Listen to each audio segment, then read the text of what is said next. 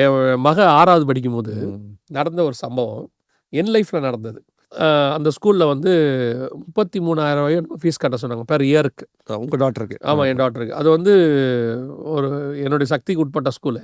அதனால் அவங்க சொன்னாங்க 3 டேர்மாக கட்டணும், மொத்தமாக கட்டினா 33,000 நீங்கள் கட்டிடுங்க அப்படின்னு சொல்லும்போது, என்னால் அன்றைக்கி அதை கட்டக்கூடியதான சக்தி எனக்கு ரொம்ப குறைவாக இருந்தது.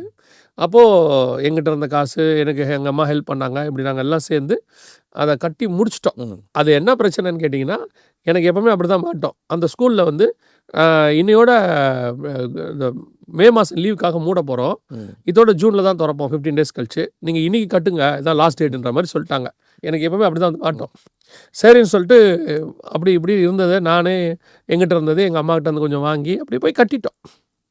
அப்போ என் ஒய்ஃப் என்னை பார்த்து ஒரு கேள்வி கேட்டாங்க, 33,000க்கு இவ்வளோ கஷ்டப்படுறீங்க, நாளைக்கு இவ காலேஜ் போவா, இன்னொரு பையன் இருக்கான், அவனுக்கு ஃபீஸ் கட்டணும், நீங்கள் ரொம்ப தடுமாற போகிறீங்க, நீங்கள் என்ன செய்யுங்க, இப்போயாவது கொஞ்சம் எடுத்து வைக்கணுங்கிற மைண்டுக்கு வாங்க அப்படின்ற மாதிரி. அவங்க சொல்ல தப்பு கிடையாது, ஏன்னா எல்லாருக்குள்ளேயும் அந்த காஷன் மைண்ட் இருக்குது. அது இன்பில்ட்டாக இருக்குது நமக்குள்ள. இன்னைக்கு அளவுக்கு சேர்த்து வைக்காதவன் பைத்தியக்காரங்கிறது தான் இன்னைக்கு உலகத்தின் கான்செப்ட். அவர் நாங்கள் ஒன்றுமே சேர்த்து வைக்காமல் போயிட்டார் பைத்தியக்கார மாதிரி அப்படின்னு தான் உலகம் சொல்லுது. ஆனால் எனக்கு ஆண்டவர் சொன்னது, இன்னைக்கு கொடுத்தா நான் நாளைக்கும் தருவேன். இன்றைக்கி நான் கொடுத்துட்டேன், நான் கட்டிட்டியா, அது இன்னொரு சாட்சி, அது இப்போ வேண்டாம். ஸோ கட்டியாச்சு. அப்போ நான் என் ஒய்ஃப்ட்ட சொன்னேன், நீ வந்து யோசிக்காத, இன்னைக்கு கொடுத்த ஆண்டவர் நமக்கு நாளைக்கும் கொடுப்பாரு. அதுக்கப்புறம் ஆண்டவர் ஒவ்வொரு இயராக எங்களுக்கு ஃபீஸ் கட்ட கொடுத்தாரு. காலேஜ் வந்துச்சு. இது வந்து நடக்கிறதுக்கு ஆல்மோஸ்ட் 7 இயர்ஸ் முடிஞ்சிருச்சு. காலேஜ் வந்தது. அப்போ கண்டிப்பாக இதை விட கொஞ்சம் ஃபீஸ் அதிகமாக தானே இருக்கும். ஆனால் அன்னைக்கு அந்த ஃபீஸை கட்டுறதுக்கு கர்த்தர் எனக்கு கிருபை தந்தார். அப்போ நான் எங்கள் அம்மாட்ட கேட்கல, யார்கிட்டையும் கேட்கல, எங்கிட்ட இருந்தது. அப்போ அந்த ஃபீஸை என் ஒய்ஃப்ட்ட கொடுத்துட்டு எனக்கு ஆண்டவர் ஞாபகப்படுத்துறாரு. கொடுத்துட்டு சொன்னேன், அவள் 6வது போகும்போது நீ என்ன ஒரு கேள்வி கேட்ட ஞாபகம் இருக்கா, இப்போ ஃபீஸ் கட்டுறதுக்கு இவ்வளோ கஷ்டப்படுறீங்களேன்னு, காலேஜ் போகும்போது தருவாருன்னு சொன்னானே, இன்றைக்கி ஆண்டவர் தந்திருக்கிறாரு. அந்த மன்னாவை 7 வருஷமாக எனக்கு கொடுத்துக்கிட்டே இருந்தார். நான் சொல்லுவேன், நான் விசுவாசிக்கிறவர் இன்னார் என்று நான் அறிந்திருக்கிறேன். நான் வந்து சும்மா 4 பேருக்கு சாப்பாடு போட முடியாத கடவுளை தேடவே இல்லை. 6 லட்சம் புருஷருக்கு 40 வருஷம் சாப்பாடு போட்ட ஆண்டவரை நான் தேடுறேன். வனாந்தரத்தில் 5000 பேருக்கு சாப்பாடு கொடுத்த தேவனை நான் தேடுறேன். சும்மா ஒரு 4 பேர் இருக்கிற குடும்பத்தை நடத்த முடியாத தேவனை நான் ஆராதிக்கிறேன்.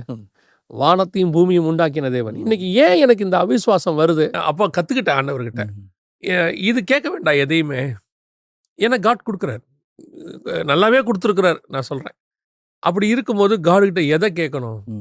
சூழ்நிலைகள் சில நேரத்தில் வந்து நமக்கு வரும்.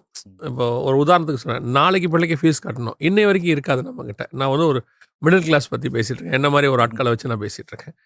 நாளைக்கு ஃபீஸ் கட்டணும், இன்றைக்கி வரைக்கும் இருக்காது. இதுதான் எனக்கான சோதனை பீரியட் நான் வச்சுப்பேன். அதாவது அவர் கொடுப்பாருங்கிறது எனக்கு தெரியும், ஆனால் அந்த மினிட்டுக்கு முன்னாடி கண்டிப்பாக தந்துடுவார். அது தர வரைக்கும் ஒரு டென்ஷன் இருக்குது பார்த்தீங்களா. இப்போ தான் நான் வந்து பதற ஆரம்பிக்கிறேன். ஐயோ என்ன, இப்போ எனக்கு ஒரு தாட் வருது, நான் கொஞ்சம் வச்சிருந்தா எடுத்து கட்டியிருக்கலாமே. அப்போ என்னால் காட்ஸ் மிராக்கிளை பார்க்க முடியாதுல்ல.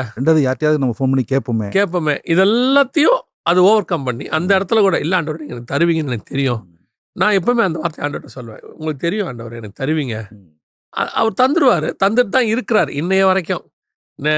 மேபி உங்களுக்கு தெரியுமான்னு தெரியாது, என்னுடைய ஃபஸ்ட் ஆஃபரிங் வந்து எனக்கு கையில் வந்தது வந்து 90 ரூபா, 90 ருபீஸ். அப்போ எனக்கு திருமணமாகி ஒரு மக கையில் இருக்காங்க. ஃபஸ்ட்டு ஆஃபரிங் நான் வாங்கினது அந்த மீட்டிங்கு போனப்போ 90 ருபீஸ் கையில் வச்சுருக்கேன். அன்றைக்கி பெட்ரோல் 40 ரூபாய் என்னமோ ஒரு லிட்டரு போட்டாச்சு. அவர் போயிட்டு வரதுக்கு 2 வீலரில் போயிட்டு வரணும், போட்டாச்சு. மிச்சம் 40 ரூபாய் 50 ரூபாய் தான் கையில் இருக்குது. பட் அன்னைக்கு கூட எனக்கு ஆண்டவர் சொல்லி கொடுத்தது, இது வெறும் 50 இல்லை, இதை வர்த்திக்க பண்ண என்னால் முடியும், இதை கான்சன்ட்ரேட் பண்ணாத அப்படின்னு சொல்லி. அதான் நான் சொல்லுவேன், நம்ம கேட்கும்போது ஆண்டவர் என்கிட்ட 50 ரூபா தான் இருக்குது, 5000 ரூபா கொடுங்க. நான் ஒரு நாள் கூட ஆஃபரிங் இவ்வளோ இன்க்ரீஸ் பண்ணி கொடுங்க ஆண்டவர்னு கேட்டதே கிடையாது. காட் ஆனால் எனக்கு கொடுத்துட்டு தான் இருக்கிறாரு. அந்தந்த பீரியட் வரும்போது அந்தந்த இன்க்ரிமெண்ட் அவரே போட்டுறாரு, எனக்கு பிரச்சனை இல்லை. ஸோ நான் என்னை பொறுத்த வரைக்கும் நம்மகிட்ட காட்டை கேட்கும்போது வேற கேட்கணும், அதை கொடுப்பாரு. அதான்